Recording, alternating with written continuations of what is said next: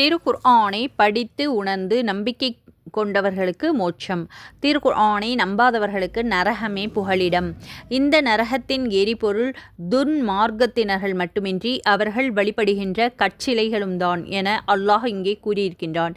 இந்த கல் சிலைகளை ஆற்றல் எதுவும் இல்லாதவைகள், நரகத்தின் எரி கொல்லிகளாக அவற்றால் தங்களை வழிபட்ட மனிதர்களை என்ன தங்களையே அல்லாஹுடைய தண்டனையிலிருந்து தற்காத்து கொள்ள முடியாது என்பதை விளக்க அவை நரகத்தின் எரிபொருள்கள் என்று அல்லாஹ் கூறியிருக்கின்றான்.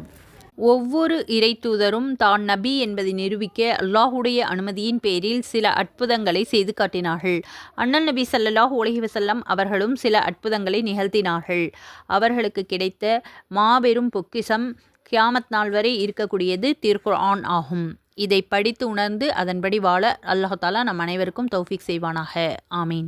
ஜஸாக்கல்லாஹு கைரா. அஸ்ஸலாமு அலைக்கும் வரஹ்மத்துல்லாஹி